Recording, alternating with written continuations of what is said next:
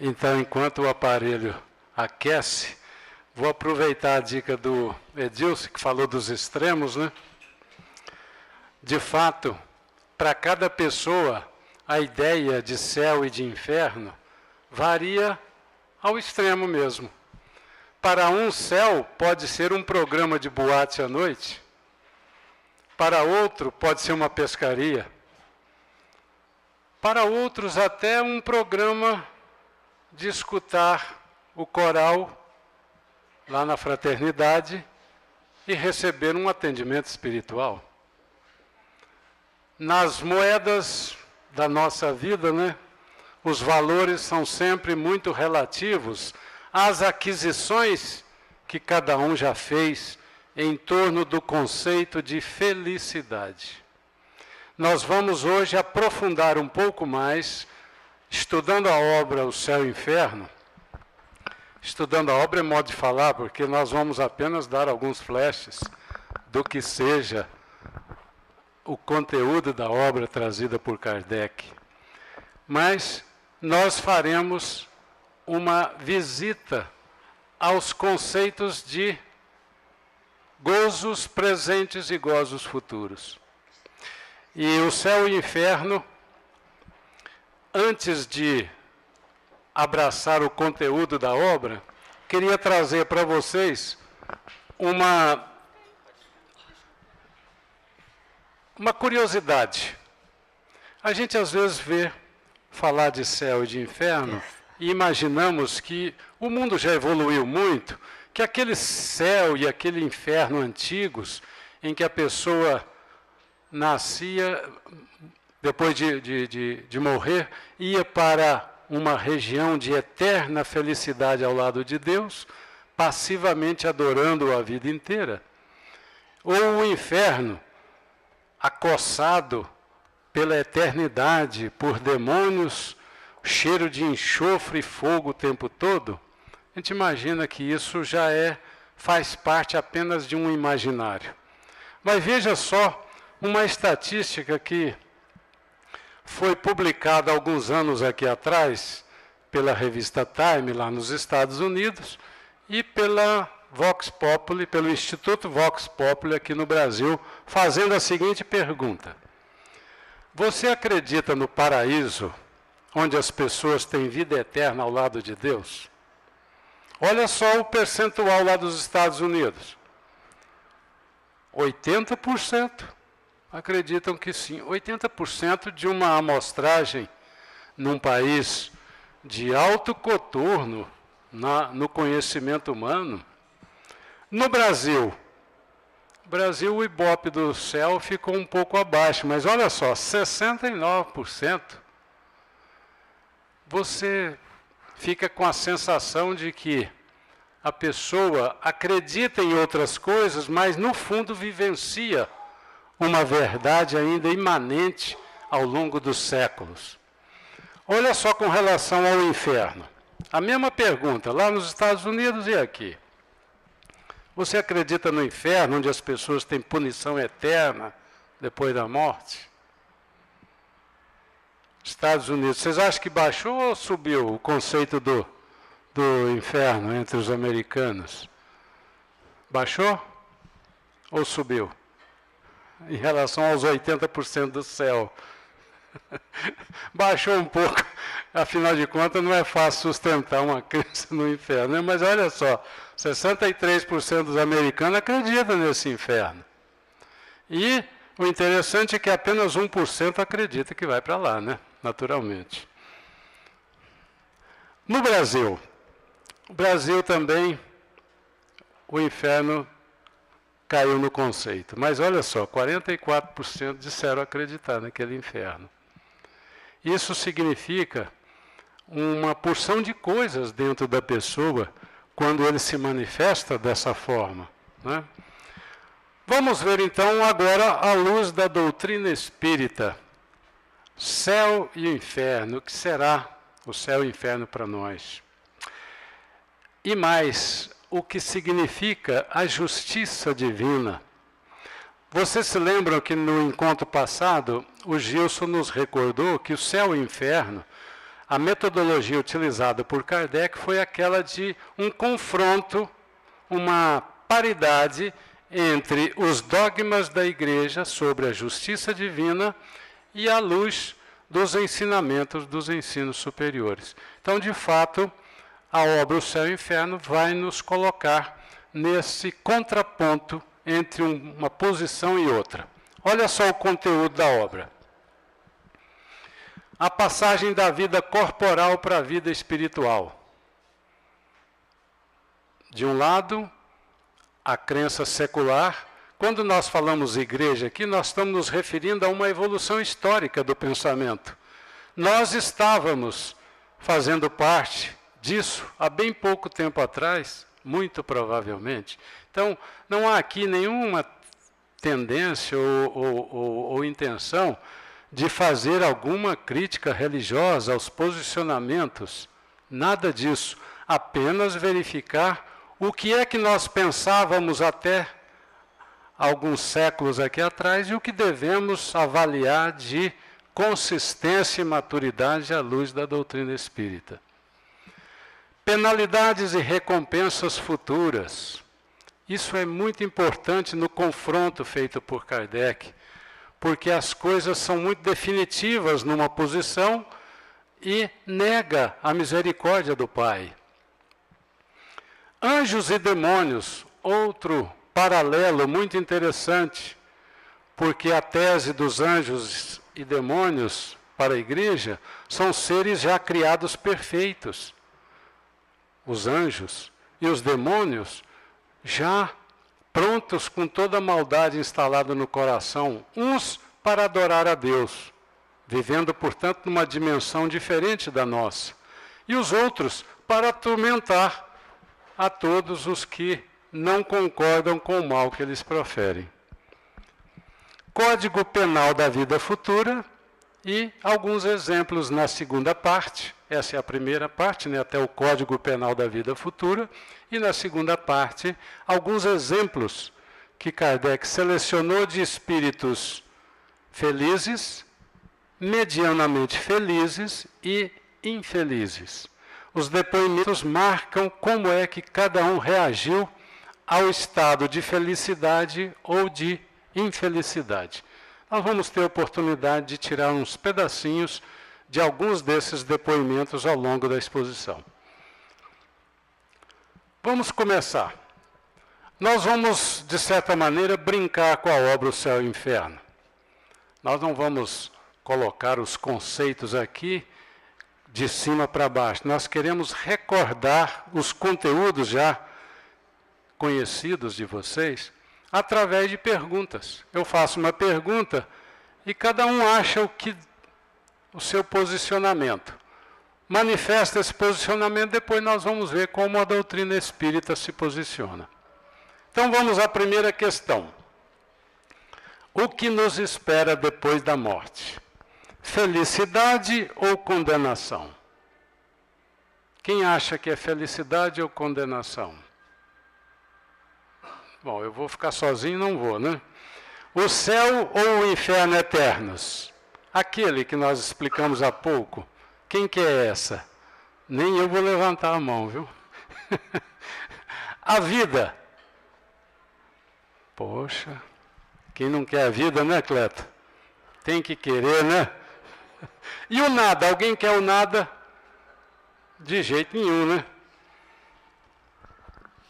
A doutrina espírita transforma completamente a perspectiva do futuro. A vida futura deixa de ser uma hipótese para ser realidade. Ela é a continuação da vida terrena. Essa expressão final, ela é a continuação da vida terrena para quem estava vivenciando um dogma de que você morreu, ao ir para lá tudo muda, é uma grande revelação. Às vezes nós estamos acostumados com isso, né? Lendo isso aí, uma coisa tão natural, mas a viagem secular não foi bem assim. Outra pergunta. Kardec vai expondo ao longo do livro essas alternativas que nós adotamos ao longo do tempo. O materialismo, que não acredita no na vida futura, é o nada. O panteísmo, que diz que nós continuamos, mas seremos absorvidos pelo todo universal, desaparecemos como identidade. E a intuição das religiões, que nos coloca que nós seremos indivíduos e que vamos permanecer eternamente. Mas então, em relação ao porvir, o que eu preciso saber, de acordo com a doutrina espírita, após a morte, a felicidade ou infelicidade da alma será decidida por quem? Ou por que realidade? Será pela fé? Quem acha que é a fé? Quem acha que é pela religião?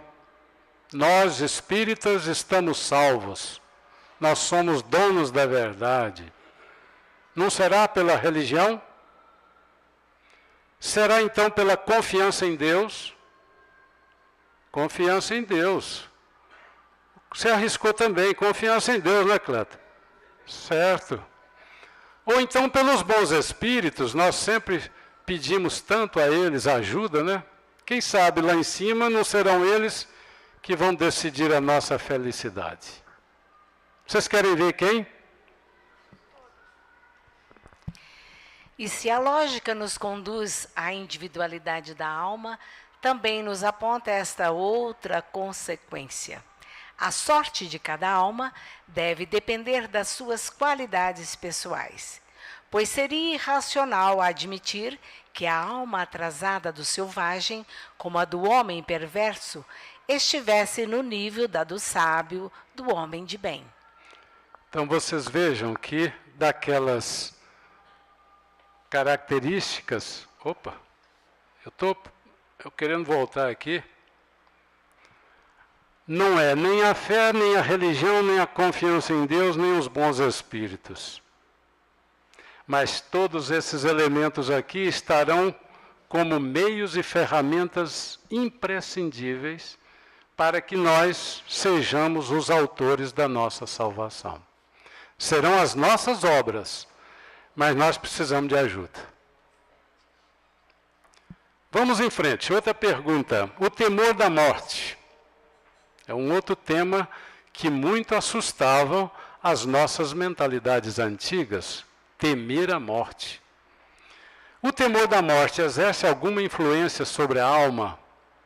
Ajuda um pouquinho ou só prejudica? Quem acha que prejudica o temor da morte? Ter medo dela? Atrapalha, né? Atrapalha. 2 acha que atrapalha. Pode ser útil. Quem acha que pode ser útil o temor da morte? Arrisca. Alguns acham que pode ser útil. Ainda está pouco o ibope aqui da utilidade do temor da morte. Vamos, então, colocar outro. É desnecessário. É desnecessário. Não precisa desse temor, né? Ou em nada influi. Tanto faz. Ter medo quanto não ter medo é a mesma coisa. Quem acha que é essa? Tanto faz, né? Vamos ver. Este temor é um efeito da sabedoria da providência e uma consequência do instinto de conservação comum a todos os viventes.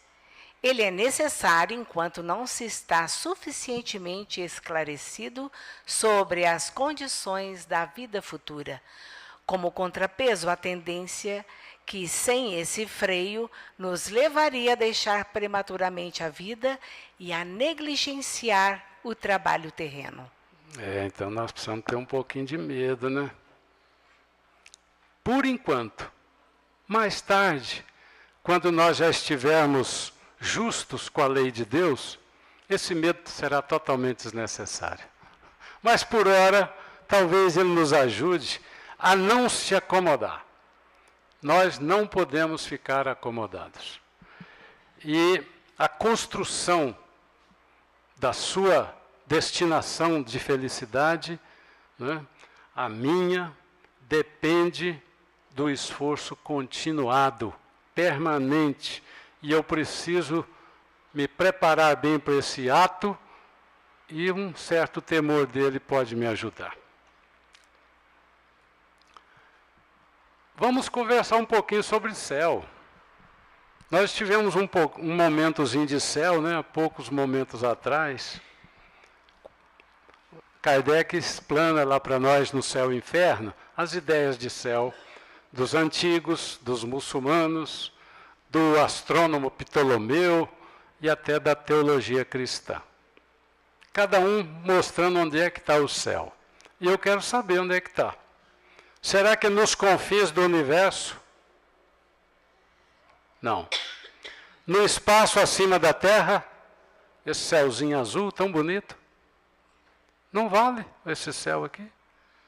No mundo espiritual, então, tem que ser no mundo espiritual, né? Porque aqui não é. Ou nas estrelas. Quem acha que são as estrelas, as detentoras do céu? O Gilson quer saber das estrelas. Vamos ver se ele tem razão. Das qualidades do indivíduo depende-lhe a felicidade e não do estado material do meio em que se encontra, podendo a felicidade, portanto, existir em qualquer parte. Nenhum lugar lhe é circunscrito e assinalado no universo. Pois é, então poderia levantar a mão em todos esses aqui, né? Que ela pode ser nos confins da Terra, pode ser no espaço acima aqui da Terra, no mundo espiritual, nas estrelas, porque o céu, nós carregamos ele dentro de nós, se tivermos em condição de sustentá-lo. Ou então, carregaremos também pedaços de inferno, dependendo da forma como nós vivemos. Então, são as qualidades nossas que definem o nosso estado de felicidade ou infelicidade. A aventura que gozo é uma espécie de contentamento extremo de mim mesmo, imerso no amor de Deus, no reconhecimento de sua infinita bondade. É a alegria que nos infunde o bem, uma espécie de fusão do espírito com a bondade divina. Esse é parte de um depoimento de um médico russo, espírito feliz, trazendo o seu depoimento a respeito do como ele viu a aventura dele quando chegou do outro lado. Um contentamento extremo de mim mesmo. Olha só o céu dentro dele. Ele não se preocupou em visualizar um lugar, mas o estado de contentamento íntimo. Mas tem um outro depoimento da senhora Foulon, também um espírito feliz, que a gente vê que ela definiu o lugar. Veja só o depoimento dela. Eles me mostravam no espaço um ponto algo semelhante a uma estrela, dizendo: é para ali que vais conosco. Então, apoiada sobre eles, na certeza de aí achar a felicidade, subimos, à proporção que a estrela se engrandecia. Era um mundo feliz, um centro superior no qual a vossa amiga vai repousar. Talvez ela tenha se equivocado só no finzinho, né? Onde ela vai repousar. Não, ela vai lá trabalhar muito, com a capacidade que ela tinha de ver essa estrela, muito provavelmente ela não fosse repousar. Vamos falar do inferno, né? Não é só céu que devemos nos preocupar, porque o nosso estado de imperfeição ainda precisa de alguma reflexão em torno do que seja inferno. Pergunta: existe o inferno como um local, muito sofrimento, fogo, escuridão, lamentos, desespero? Será que existe esse lugar? Não, não existe, é só na imaginação. Quem acha que é essa? Quero arriscar, hein? A segunda, só na religião. Isso é coisa dos inventores de religião. Ninguém quer essa também? Então a terceira, nas leis de Deus. Na lei de Deus, um me salvou. Não existe simplesmente esse inferno. Quem acha que não existe? Mas vocês, hein? Só um levantou a mão. Vocês não são nem a favor, nem contra, nem pelo contrário. Vamos ver então o que diz a obra O Céu e o Inferno. Primeiro nós vamos começar com o Livro dos Espíritos. Os espíritos de uma mesma ordem se reúnem por simpatia. Muito atento, hein? Simpatia. As afinidades. É o que determina a reunião de vários espíritos lá do outro lado. Isso aqui acontece até conosco aqui, né? Nós nos reunimos com certa afinidade. Os gênios da impiedade lhes traçam diretrizes, enfileirando-as em comunidades extensas.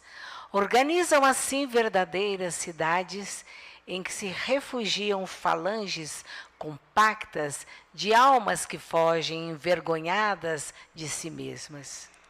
Esse trecho é de André Luiz em Libertação, e ali ele fala de alguns gênios que dominavam comunidades extensas de pessoas envergonhadas de si mesmas e formavam uma cidade. Vamos ver outro trecho de André Luiz? À frente, numa distância de dezenas de quilômetros, sucediam-se furnas e abismos, qual imensa cratera de vulcão vivo, alimentado pela dor humana, porque lá dentro turbilhões de vozes explodiam ininterruptos, parecendo estranha mistura de lamentos de homens e animais. Amontoam-se aqui, como se fossem lenhos secos, milhares de criaturas que abusaram de sagrados dons da vida. Não estamos contemplando senão a superfície de trevosos cárceres a se confundirem com os precipícios subcrostais. As afinidades levaram pessoas a se encontrar dessa forma. André Luiz em Libertação, mas nós temos mais um trechinho ainda de André Luiz. O inferno, como região de sofrimento, é perfeitamente cabível, representando um estabelecimento justo de filtragem do espírito a caminho da vida superior. Todos os lugares infernais surgem, vivem e desaparecem com a aprovação do Senhor.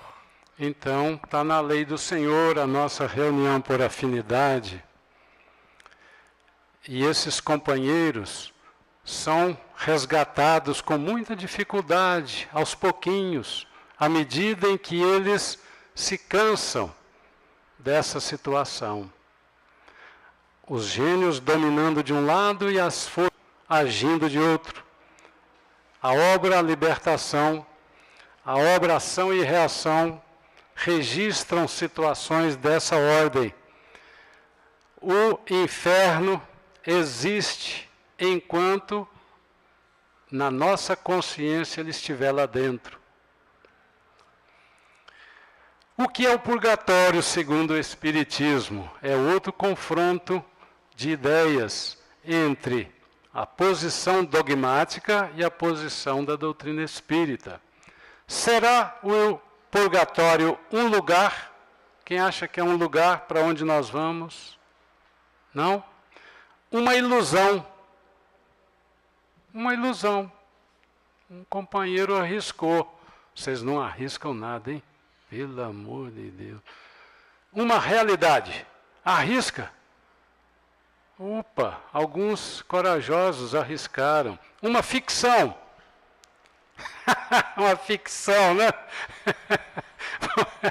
Ele está nos dois. Um lugar não existe, mas uma ficção. Vamos lá. O Espiritismo não nega, antes confirma a penalidade futura.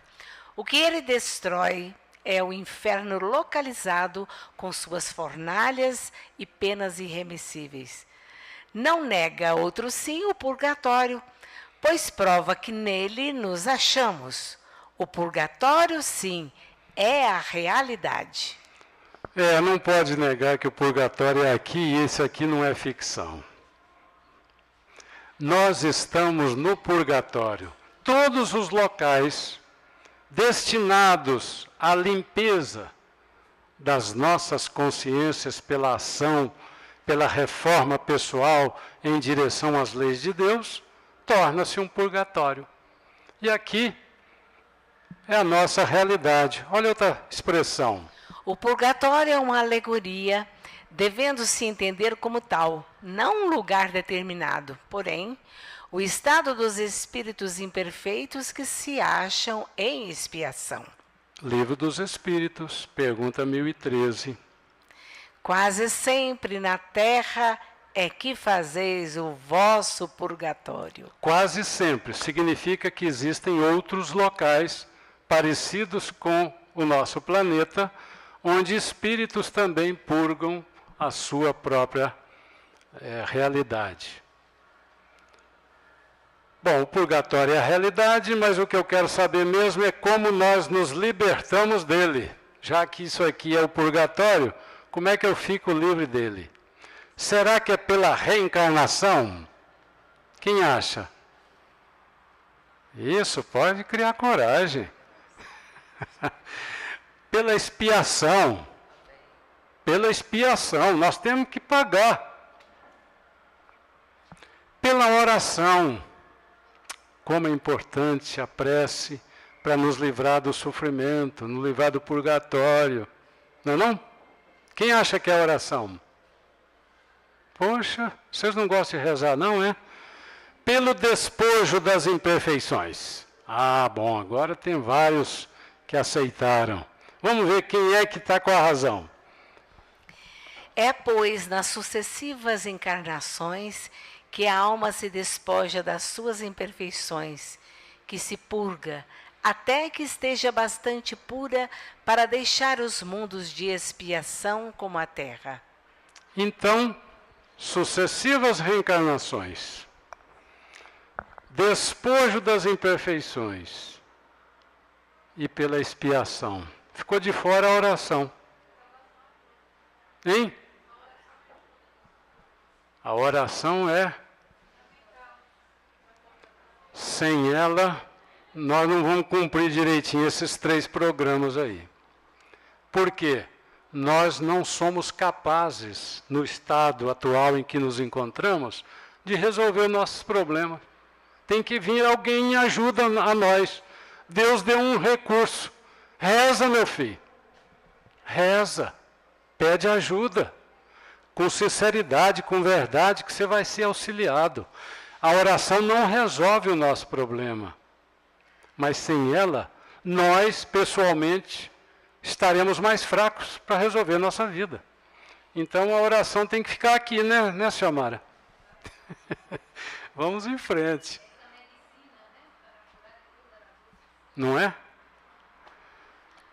Qual o pior sofrimento para o espírito que lá do outro lado encontrou uma situação dolorosa de julgamento pessoal? Ele se viu numa de horror perante a lei de Deus. Será o remorso? Quem acha que é o remorso?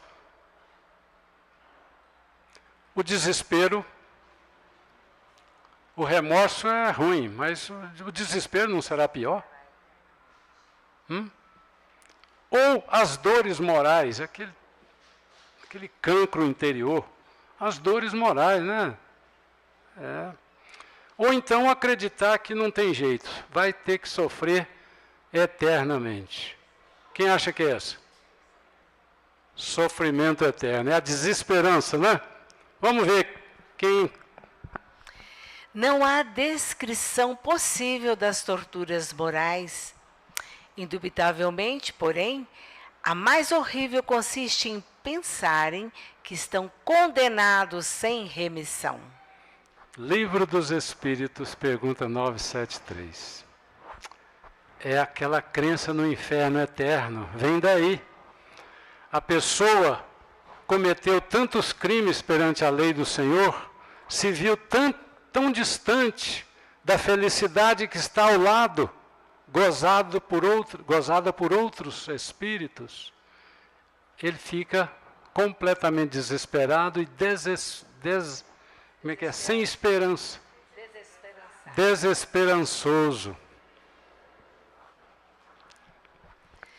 Não sabeis o que sofro, é horrível. A guilhotina, que vale a guilhotina comparada a esse sofrimento de agora? Nada. É um instante, esse fogo que me devora, sim, é pior, porque é uma morte contínua, sem tréguas, nem repouso, sem fim. E as minhas vítimas ali estão, ao redor, a mostrar-me os ferimentos, a perseguir-me com seus olhares. Esse é um dos depoimentos de Céu e Inferno, na segunda parte, do Jacques Latour. Kardec selecionou esse depoimento justamente porque ele dá com solenidade o sentimento de desespero total e de total falta de esperança. É bem provável que Jacques Latour já retornou por aqui e pelas sucessivas reencarnações que Deus já abriu para ele, ele não estará mais dando um depoimento assim. Oxalá ele possa nos ajudar a também construir o nosso depoimento, de tal forma que na sucessão das nossas encarnações nós aproveitemos bem o nosso tempo.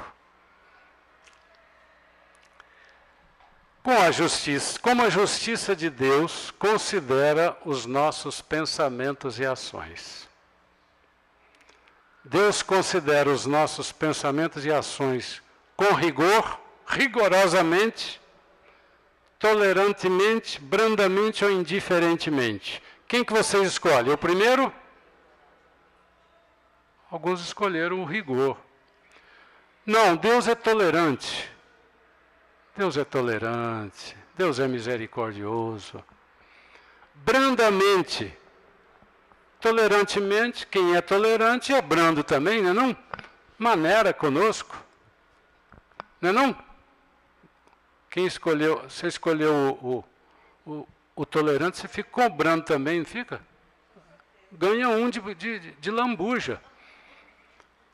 Vamos ver que a doutrina espírita nos mostra a justiça de Deus. Sendo infinita a justiça de Deus, o bem e o mal são rigorosamente considerados. Não havendo uma só ação, um só pensamento mau que não tenha consequências fatais, como não há uma única ação meritória, um só bom movimento da alma que se perca, mesmo para os mais perversos. Por isso que constituem tais ações um começo de progresso. A gente esquece que a bondade de Deus se manifesta nas oportunidades, mas Ele não pode modificar a natureza do seu ato. É você que tem que corrigi-lo. Então Ele tem que ser rigoroso. Por ser justiça, não é igual a dos homens, que prova tudo e ele sai inocente. Do outro lado não é assim. Mas olha, nós não podemos esquecer só de um lado da justiça. Temos que pensar exatamente do outro. Por menor que seja o seu ato de bem que você faça, está sendo considerado rigorosamente a seu favor. Então nós temos que pensar do lado positivo, não do lado ruim. De erro já estamos cheios, precisamos de otimismo, de consertar o nosso erro fazendo o bem. Ao fazer o bem, a justiça está sendo considerada automaticamente. Qual o efeito do arrependimento sincero? Esse arrependimento é muito importante para nós. Vamos ver qual é o efeito dele. Apaga a falta. Quem é que acha que apaga a falta? As confissões na crença da igreja acha que apaga a falta. Perdoou, acabou. Suaviza pelo menos. Suaviza a falta. Suaviza, né? Afinal de contas, eu estou arrependido. Apaga o sofrimento. Arrependeu, apagou. Quem acha que é assim? O sofrimento, eu estou falando do sofrimento. Não? Você sofre mesmo arrependido? Suaviza a expiação. Ah, bom. Graças a Deus tem alguns aqui que são brandos conosco, né? Vamos ver como a doutrina encara esse assunto. O arrependimento, conquanto seja o primeiro passo para a regeneração, não basta por si só. São precisas a expiação e a reparação. O arrependimento suaviza os traços da expiação, abrindo pela esperança o caminho da reabilitação. Só a reparação, contudo, pode anular o efeito, destruindo-lhe a causa. Não é lógico isso aí? É absolutamente lógico. Arrependimento é o primeiro passo. E sem ele nós não subimos os degraus dos outros passos. Que é, eu estou arrependido, então eu vou consertar. Eu me disponho mais a pagar. Mas é o ato de pagar que resolve. Só o ato de arrepender? Vamos em frente. A parte dos anjos e demônios. Nós vamos colocar aqui essas afirmativas e vocês vão me dizer qual é que está certa.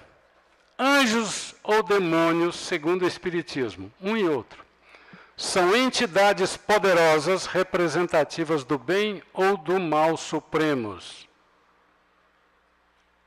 Vamos ver ao seguinte. Seres especiais criados para adorar a Deus ou para levar os homens ao mal. As almas dos homens em estado de absoluta perfeição ou de ignorância profunda. Ou nenhuma delas. Quem vocês ficam? Com a primeira? A primeira. Entidades poderosas. Segunda. Quem é que está com a segunda? Quem é que está com a terceira? Quem não está com nenhuma?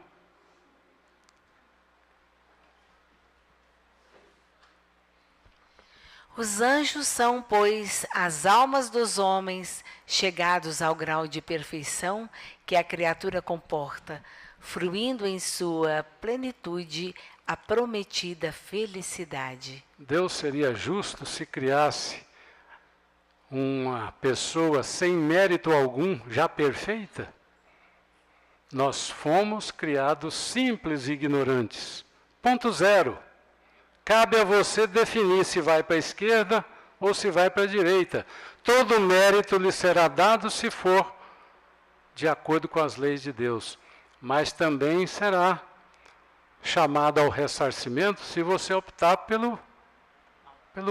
por contrariar a lei de Deus. Há espíritos em todos os graus de adiantamento moral e intelectual. Nas classes inferiores destacam-se espíritos ainda profundamente propensos ao mal e comprazendo-se com o mal. Essa aí prepara a definição do que é demônio segundo a doutrina espírita. A estes pode-se denominar demônios, pois são capazes de todos os malefícios. O Espiritismo não lhes dá tal nome por se prender ele à ideia de uma criação distinta do gênero humano como seres de natureza essencialmente perversa. Assim como os anjos não foram criados anjos, eles se transformaram em anjos, a mesma coisa acontece também com essa palavra demônio, que foi demonizada ao longo dos séculos. Daimon em grego quer dizer um espírito, mas na degenerescência do tempo se transformou num espírito voltado exclusivamente para o mal. E isso é possível. Aqueles dirigentes de falanges de sofrimento são verdadeiros espíritos típicos da palavra demônio. A seguinte afirmativa, já passando para o assunto de passamento, depois do ato de se transferir daqui para lá? Uma das afirmativas está falsa de acordo com a doutrina espírita, e nós vamos descobrir qual é. Só a alma experimenta sensações de dor e de prazer. O corpo não é mais que instrumento das sensações da alma. Está certo ou está errado? Quem acha que está certo? Quem acha que está errado? Vamos ver a segunda. O sofrimento da morte está subordinado à força adesiva que une o corpo ao perispírito. Quanto mais agarrado o corpo ao perispírito, mais o sofrimento na hora da morte. Certo ou errado? Certo. Vamos ver a terceira. Maior ou menor facilidade de desprendimento independe do estado moral da alma. Hein? Eu escutei uma palavrinha errada aí. Quem é? Concordam com ela? Concordam ou não concordam? É verdadeira ou é falsa? Falsa.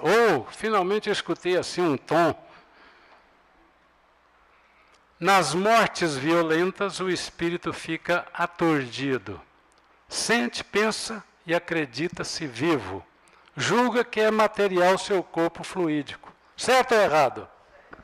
Como o Gilson fala aqui, grita aqui, né? Certo ou errado? A única que está errada é essa terceira, como vocês mesmos já identificaram. O que está errado aqui? É o in. Se tirar o in do independe, fica certo. 2 letrinhas de nada me manda para o erro. Outra, está em desacordo com a doutrina espírita, uma delas. Para o espírito de consciência pura, a morte é qual sono breve, isento de agonia. Beleza, né? Só pode estar certo. A morte nada tem de penosa para espíritos adiantados. Terrível para os atrasados.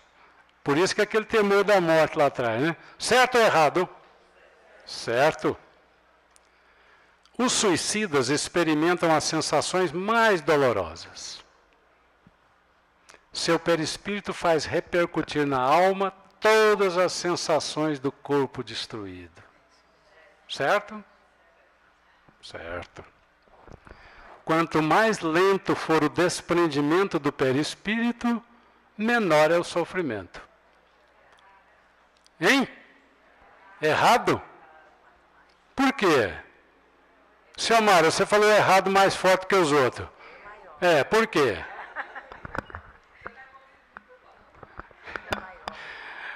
Quanto mais lento for o desprendimento do perispírito, maior é o sofrimento. Não é? Ele fica aqui preso, o perispírito doido para ir embora, e ele travado, porque está lento. Por que é lento? Por causa, às vezes, da incompreensão da morte. O temor da morte faz o cabra reter ali, né? Dificultando as ações espirituais dos desligamentos, que acontecem de uma forma muito natural entre pessoas mais elevadas, mais já estudadas, cumprir melhor as leis de Deus. Para terminar, então, essa reflexão contida lá no céu e no inferno, na obra. Todos somos livres no trabalho do próprio progresso, e o que muito e depressa trabalha, mais cedo recebe a recompensa. Somos livres. Quanto mais rápido nós agirmos em função daquilo que Deus quer de nós, mais cedo nós recebemos a nossa recompensa. Como nós aqui estamos ainda em fase de recompensa, né?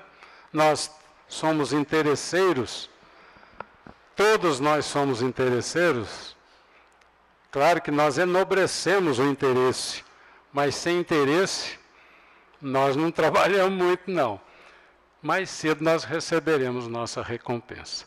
Espero que essas reflexõezinhas assim rápidas, brincalhonas, mas muito sérias na intenção, nos ajudem a ir lá na obra O Céu e o Inferno. Riquíssima de muitas outras coisas que nós não podemos traçar aqui.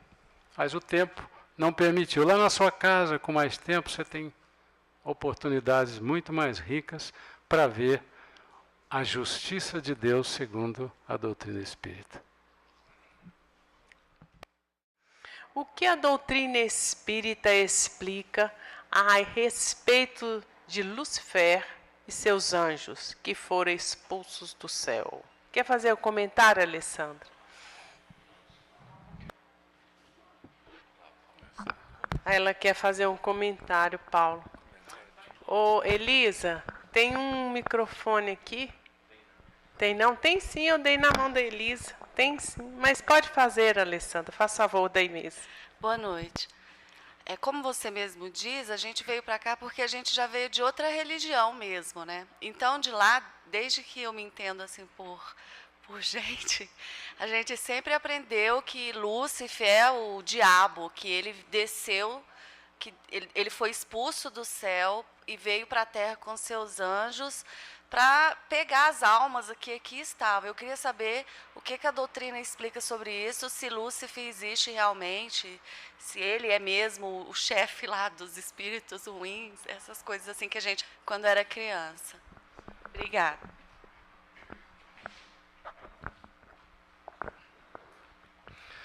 De fato existe uma tradição da igreja explicando que houve uma rebeldia lá entre os anjos de Deus.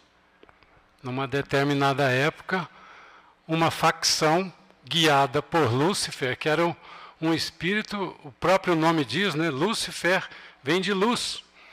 Um espírito muito iluminado, mas se revoltou contra Deus.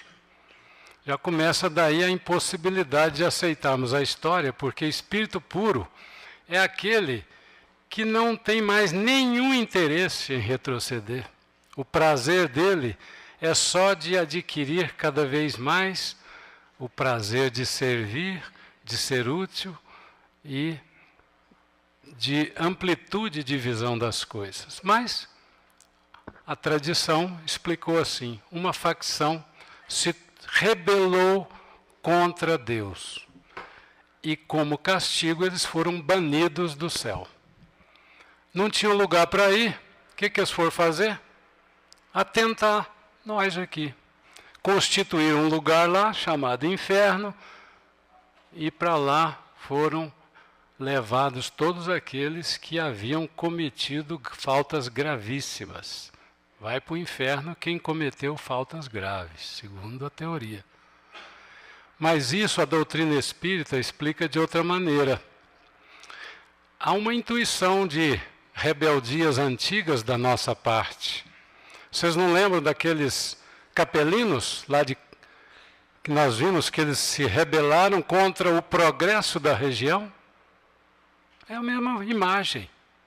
A tradição que está no nosso inconsciente coletivo da rebeldia contra Deus, mesmo já compreendendo essas leis. Então, o simbolismo da nossa rebeldia.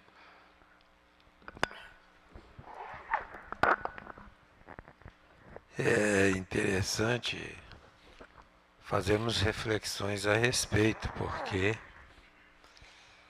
essencialmente nós estamos ligados nesta história. Então, se considerarmos o passado, partindo daquela obra do Chico Xavier, Caminho da Luz, né?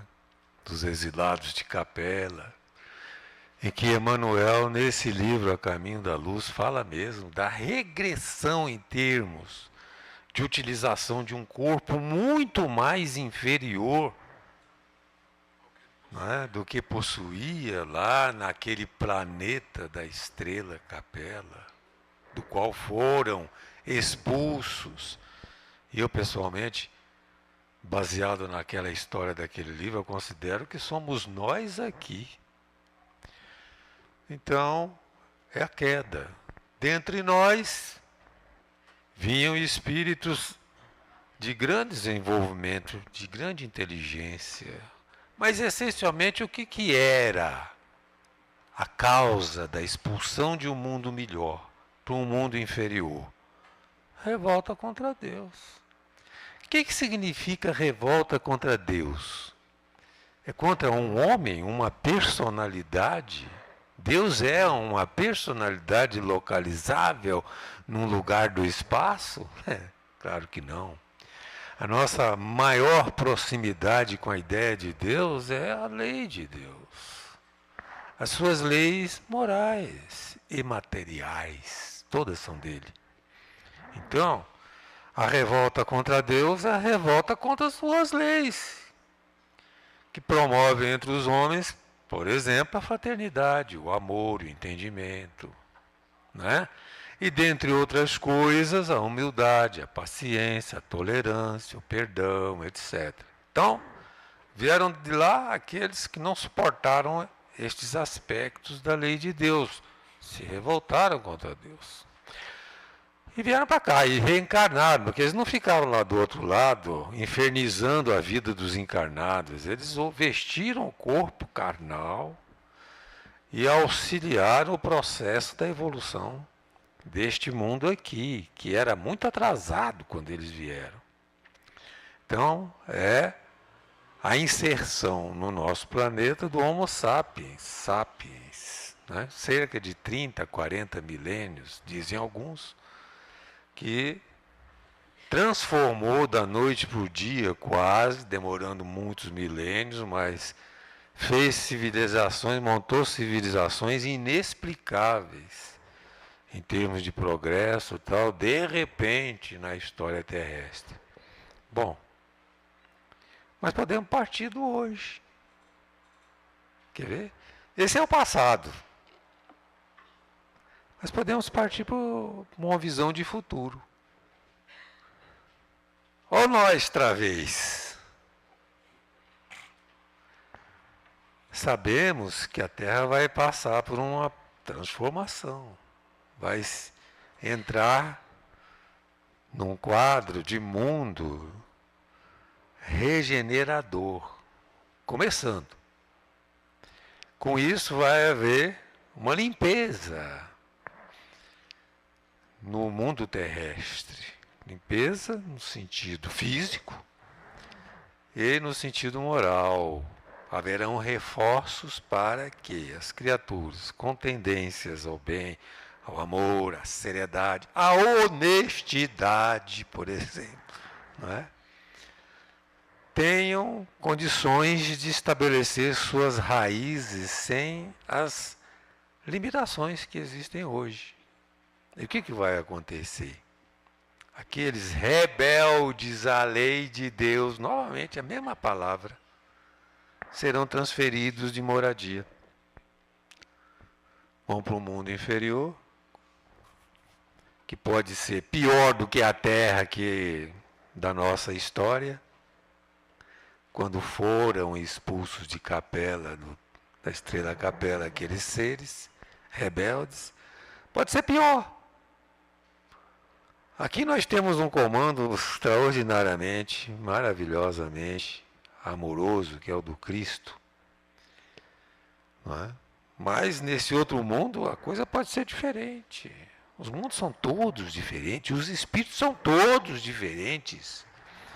Existirá amor, certamente, no coração desse comandante daquele outro mundo, mas pode ser muito mais na linha do enérgico do que o nosso Cristo tão amoroso, né, meus irmãos?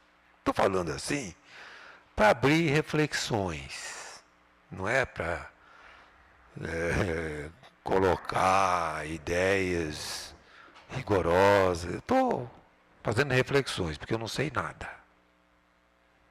Então você pode perguntar, então por que você está falando? Aí eu posso perguntar, por que você está perguntando? Estou certo ou estou errado? Estou certo ou estou errado?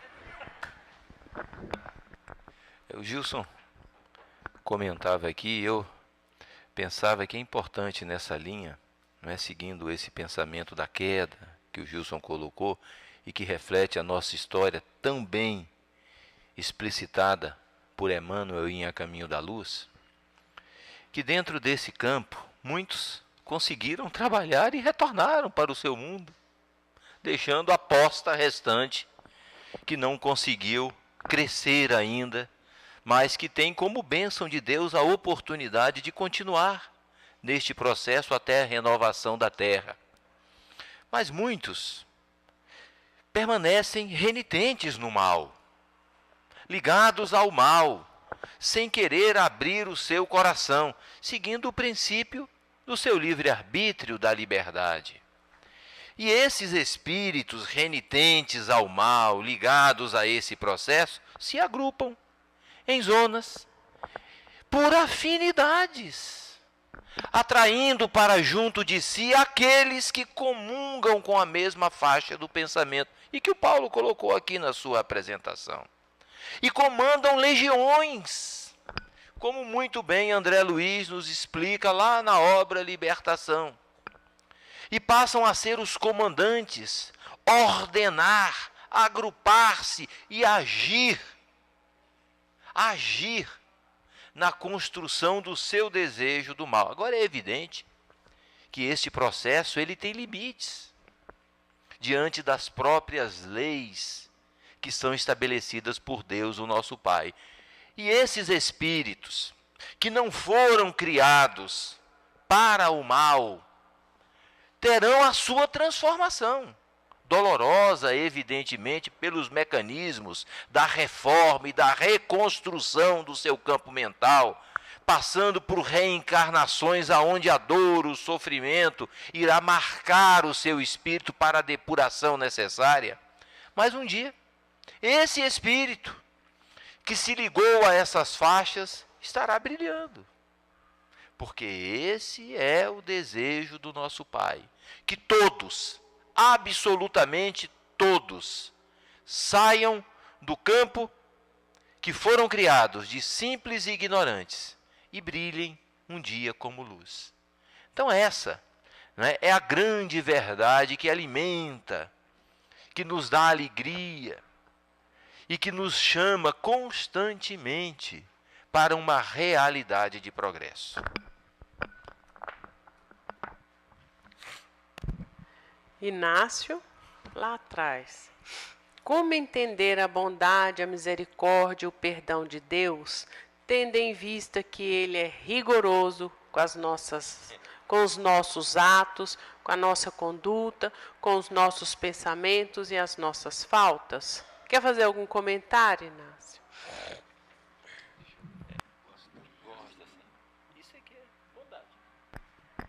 Olha, gente, essa é uma questão muito interessante. A gente tem a tendência de achar que Deus é bonzinho. Ah, Ele é muito bonzinho. Mas Ele não é bonzinho. Ele é infinitamente justo e bom. É diferente. E para ser infinitamente justo e bom, tem que ser rigorosamente justo e bom. Nada se perde, nada se cria neste sentido. Vale tudo. E Deus não é uma pessoa. A nossa busca de Deus é assim mesmo. Não falo para vocês que vocês acham, nós, sempre que pensamos em Deus, nos surpreendemos sempre, falando de Deus como de um homem. Por isso, colocamos em Deus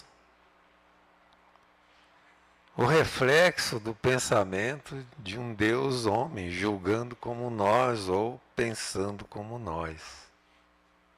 Está tudo errado. Nós temos que fazer esse esforço permanente e não vamos resolver nessa encarnação porque nós estamos no mundo inferior. Nós temos que fazer sempre essa nossa projeção, pensar em Deus sempre, todo dia. Essa pergunta, por exemplo, nos transfere a esse tipo de reflexão permanente. Não é? Para nós, o primeiro capítulo do Evangelho segundo o Espiritismo. Se você quer amar a Deus, começa pensando naquele capítulo. Nós temos que entender as leis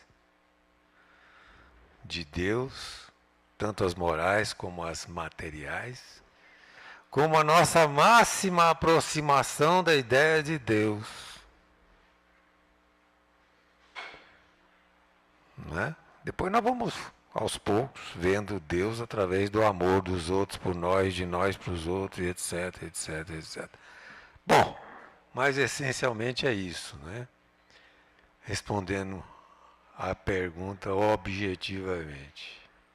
Só pode ser para ser infinitamente justo e bom, tem que considerar tudo, todos os aspectos.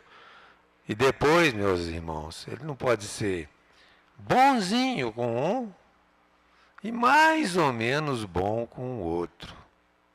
Já pensou se a gente olhasse para as dores alheias e dissesse, eu vejo muito isso de vez em quando.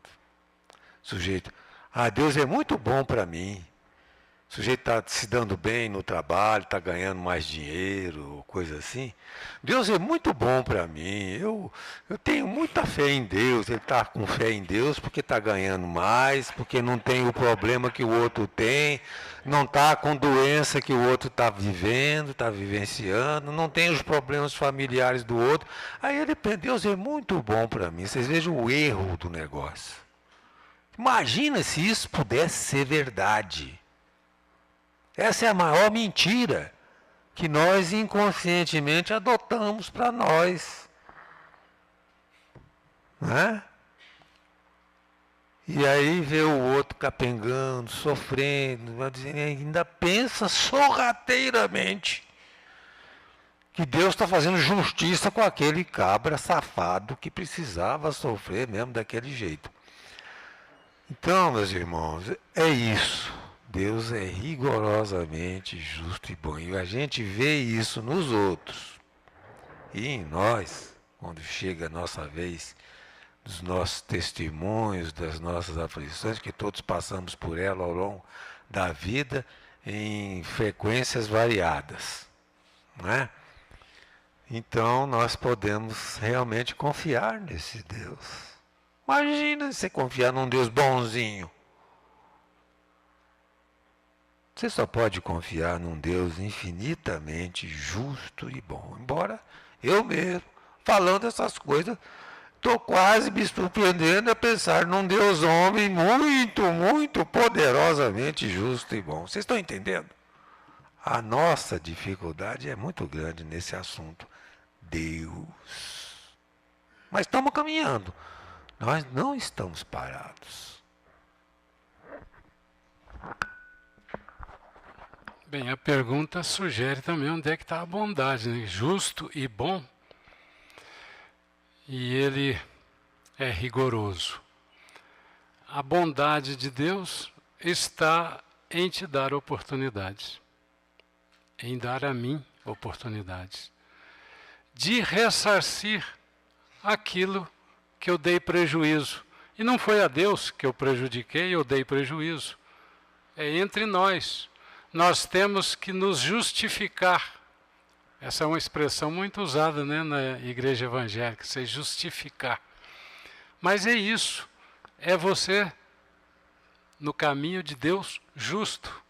Aquilo que foi alguma injustiça da nossa parte, Deus nos dá meios e oportunidades para resgatar aquilo, de tal forma que, de um homem extremamente perverso, nós nos transformaremos, na linguagem de Áureo, em príncipes de luz, mas à custa do nosso sacrifício, com o suor do nosso rosto, segundo a expressão bíblica lá, quando expulsava Adão e Eva do paraíso. O suor do rosto é o sacrifício do retorno à casa do Pai, aceitando as leis e fazendo elas parte da nossa vida. Fabiana, aqui. Na visão da doutrina espírita, o que ocorre com as crianças que desencarnam? Quer fazer algum comentário, Fabiana? As crianças são espíritos. Espíritos que já passaram por uma infinidade de experimentações na carne. Nós não podemos imaginar aquela criancinha que nasce e que logo após o nascimento desencarna, ou aquela que em tenra idade retorna ao mundo espiritual, como um ser que acabou de ser criado. Foi um espírito que já, por inúmeras reencarnações, adquiriu para o seu espírito aquisições que influenciam as suas encarnações futuras. E se ele, espírito, naquela encarnação teve aquele período pequeno, é porque foi aquilo uma prova para ele. Necessária ao seu espírito, mas também necessária aos seus pais, aqueles que fazem parte daquele círculo, para crescimento dele e para crescimento dos outros. Pode ocorrer que um desencarne prematuro seja a complementação de uma prova de uma vida anterior, que só era necessário aquele pequeno intervalo de tempo para ele. Agora, ele será acolhido no plano espiritual de acordo com o quê? Com as suas aquisições, com o seu crescimento, readaptando-se. E André Luiz, na sua literatura, nos deixa claro essas explicações, mostrando inclusive que existem ambientes especiais para a recepção desses espíritos. Nós temos lá o caso lá entre a terra e o céu, em que Júlio, que desencarna em uma das suas vidas em idade ainda infantil, que ele é acolhido lá para ser tratado em ambientes onde estão espíritos na mesma faixa de idade. Portanto, a nossa visão como espíritas deve ser sempre de que todo aquele que volta é um espírito com inúmeras aquisições dentro da sua vida espiritual.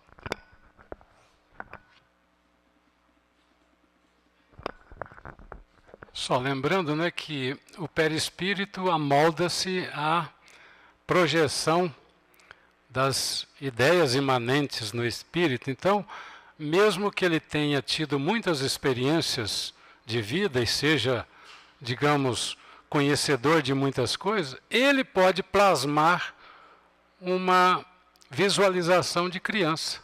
Então, na verdade, é apenas uma situação dele, daquele momento. E certamente que à medida em que ele for estudando e compreendendo a realidade das coisas e da sua própria experiência passada, ele vai moldar-se de outra maneira, mais compatível com a nova visão que ele está tendo de si mesmo.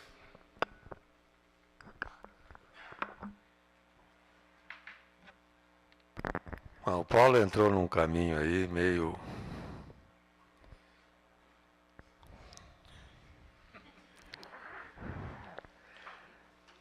A citação de Edilson, entre a terra e o céu, é muito boa para você que está fazendo essa pergunta. Por quê? Você vai exatamente encontrar lá, no Lar da Bênção, a história do Júlio e de outras tantas milhares de crianças, Quanto a essa moldagem, parece assim um negócio, eu penso que vou entrar na forma infantil. Eu penso que agora não é muito fácil não. E há essa pergunta lá no livro Entre a Terra e o Céu. Se um espírito que desencarnou como criança, ele fica criança ou volta a ser o que ele moldar como adulto e quiser moldar. A história é mais complexa. Depende, e o Paulo sabe muito bem disso, eu não estou falando para ele que não sabe, ele sabe muito bem disso. Depende da evolução do espírito. Espírito ainda preso aos constrangimentos da forma, não consegue sair. Ele precisa do tempo para reassumir a condição de criatura adulta, vamos dizer. Não há um comentário na obra se esse tempo é mais curto ou mais longo, não há. Mas só se liberta da imposição da forma infantil o espírito que tem já uma evolução que lhe permita fugir das prisões da forma. Mas não é porque, não é assim, só porque pode ou não pode, é porque ele necessita, ele precisa daquelas condições para poder se desenvolver, receber durante um período uma certa assistência que não se dá a um adulto mesmo no mundo espiritual e etc. Por outros motivos que sejam. Não há uma grande explicação. Eu vi uma palestra de uma médica aí que faz palestra no exterior e é presidente de um centro espírita lá no Rio de Janeiro.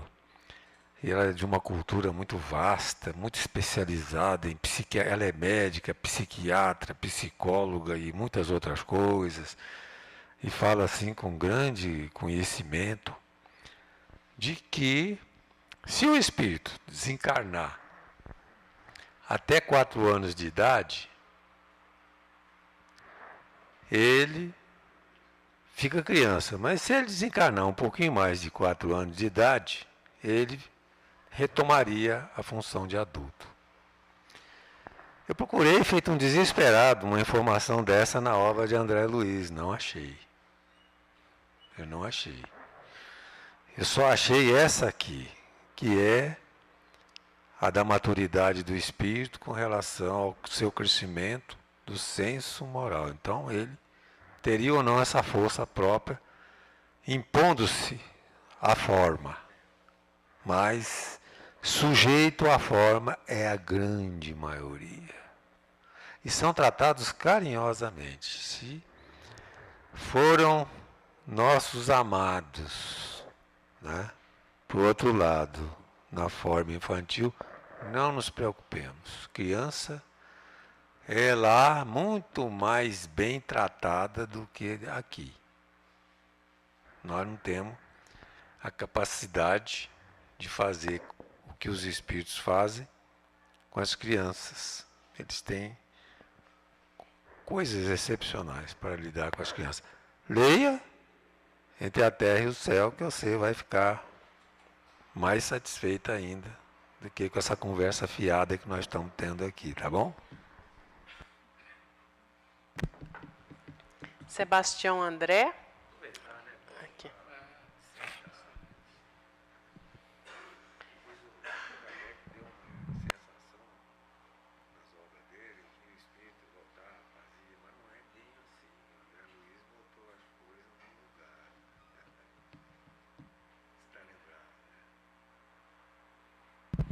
Sebastião André, que está aqui no meio, ele pergunta: é permitido pela lei de Deus que um espírito caminhe sempre ou se demore tanto no progresso intelectual, deixando de lado o progresso moral? Sendo talvez essa a razão de espíritos maus, porém adiantados intelectualmente? Quer fazer algum comentário, Sebastião?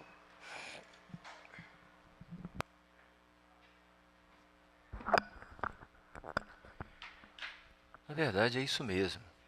Deus nos dá essa liberdade e, em função desse aspecto, nós identificamos esta defasagem.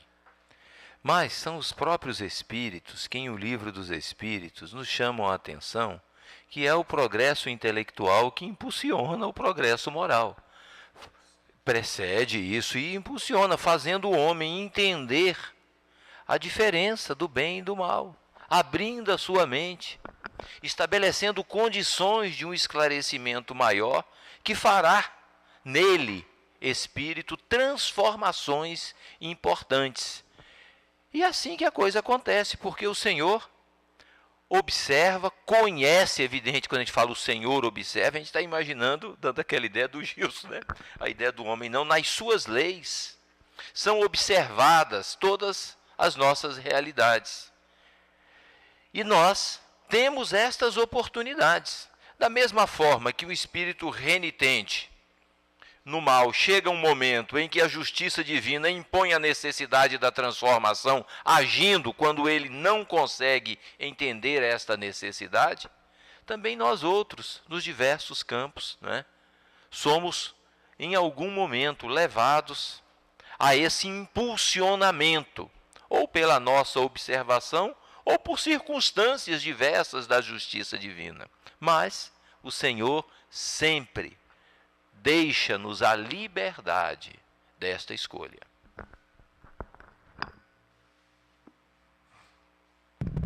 Ana Cristina fez 2 perguntas. Os espíritos exilados... e Ana Cristina está bem ali, no meio. Os espíritos exilados, ao evoluírem, voltam para os planetas dos quais foram banidos ou seguirão nos planetas onde evoluíram? Quer fazer algum comentário, Ana, a respeito dessa pergunta?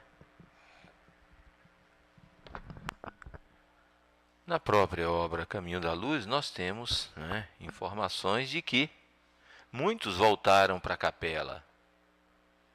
Voltaram, era o desejo deles, né?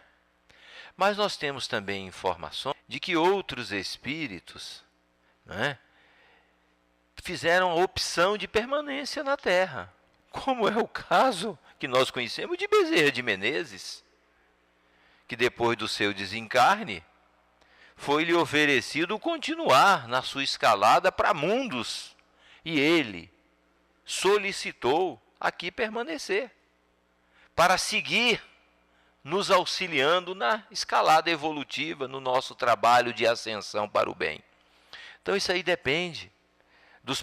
Temos um caso muito interessante, né, que citado na obra espírita Renúncia, o caso de Alcione, né, alguns chamam de Alcione, né, que desceu de um mundo muito mais evoluído para atender uma necessidade de um espírito ligado a ela aqui na Terra, sofrendo os constrangimentos da matéria para tentar levantar. Quem não leu essa obra, leia, ela é linda, extraordinariamente bonita e esclarecedora.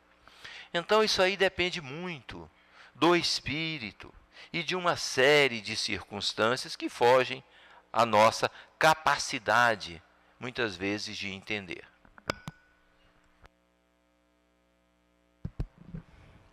A segunda pergunta da Ana. Os afetos deixados pelos exilados poderão ajudá-los mesmo sem serem muito evoluídos? Quer fazer comentários, Ana? Esse é o drama dos exilados. E eu não estou mais querendo fazer referência à obra de Emmanuel, Caminho da Luz. Estou querendo fazer referência ao nosso problema do momento. Então, esses que vão partir, né, vão sofrer as dores da separação, porque todos temos relações profundas com outras almas. Momentaneamente podemos estar insensibilizados para as nossas relações de uma certa forma, envolvidos no crime, nos interesses do mundo, etc. Mas acontece que, essencialmente, o nosso coração está amarrado, né, pelos afetos e coisas, às vezes, do passado, aquelas ligações da solidariedade, do carinho, do amor. Isso tudo é coisa inesquecível. E isso, na hora de uma separação, diz-se Emmanuel em A Caminho da Luz, foi a dor terrível dos exilados, não é? A separação. Então, muito bem colocada a pergunta. É de doer mesmo. Eu, por exemplo, eu sempre sinto quando a separação, e sinto muito. Por isso é que eu quero ficar aqui, né? Aqui tá bom. Quero voltar, não quero nada, eu quero ficar aqui. E você, Paulinho? também estou bem feliz por aqui, viu? Eu não tenho condição de subir. Mas é isso mesmo. As separações são dores que a gente não sabe avaliar. Porque nós, às vezes, brincamos aqui, tornamos corriqueiras as nossas relações e elas têm um significado uma dimensão muito maior quando a gente vê a realidade como um todo. E nos vermos definitivamente privados daquilo, definitivamente no sentido de quem está sendo banido. É uma coisa que deve ser muito mesmo dolorosa. Eu não gostaria de ir para lá, não. Eu quero ficar por aqui mesmo. Mas é engraçado, né, Gilson, que esse reflexo desse banimento, e partindo até daquela premissa colocada por você, de que nós devemos ser aqueles que vieram e que não retornaram, existem reflexos e condicionamentos nossos desses sentimentos. Quantas vezes nós não voltamos os nossos olhos para o alto, como alguém que vê algo que perdeu, olhando para o horizonte, para a beleza, e pensando, nossa, que coisa tão linda, meu Deus, que beleza, e sem entender o porquê dessas coisas. Os reflexos que estão ligados ao nosso próprio espírito, de algo que já tivemos e que deixamos escapar nas nossas mãos aí, né, pela nossa invigilância do pensamento. Isis, lá atrás, seguindo a linha de pensamento sobre Lucifer, a doutrina espírita então acredita que ele existiu e que essa rebelião contra Deus aconteceu? Quer fazer algum comentário, Isis? Olha, aconteceu e está acontecendo no mundo de hoje, conosco, não é? Quando nós não cumprimos a lei do amor, da solidariedade, do perdão, etc., nós estamos nos rebelando contra Deus. Agora, nós podemos ser pessoas mais insignificantes para o processo. Quando se rebela um gênio, o estrago é muito maior. Não é? Quanto mais evoluído o espírito, mais poder ele possa ter, maior é o estrago que ele faz. Assim, quando um espírito tem, por exemplo, a responsabilidade de conduzir uma nação, um povo, e etc., e se rebela contra as leis, por exemplo, da fraternidade, da solidariedade, do respeito, da tolerância, etc., o estrago que ele faz é muito maior do que uma pessoa que não tem essa influência, que não tem essa nem capacidade para fazer essa administração que ele faz. Então, meus irmãos, nós somos realmente muito diferentes uns dos outros e as nossas tarefas também. É verdade que isso não explica tudo, mas é por aí que a gente tem que caminhar.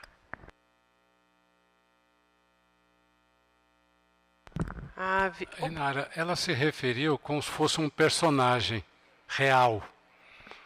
É uma alegoria para a gente entender o movimento humano das nossas quedas. Então, Lúcifer é apenas um nome, uma fantasia que nos remete a todo esse cenário descrito pelo Gilson das nossas rebeldias ao longo da história.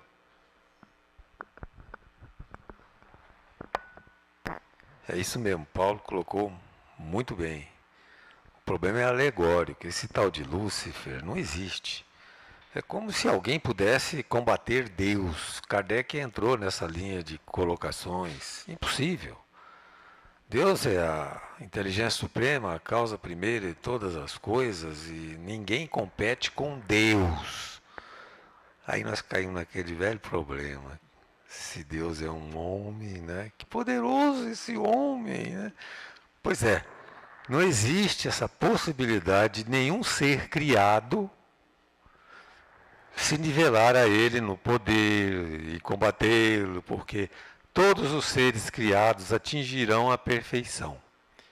Então, se existe um ser muito inteligente, rebelde à lei de Deus, lá na frente, ele vai ser um anjo de Deus.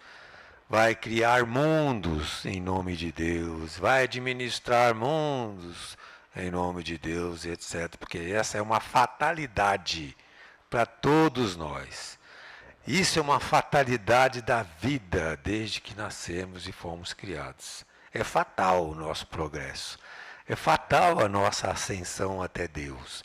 Então é impossível alguém rebelde permanecer rebelde ad eternum, porque a própria lei divina que tudo cria, mantém e destrói pela transformação permanente, nos leva a esse crescimento.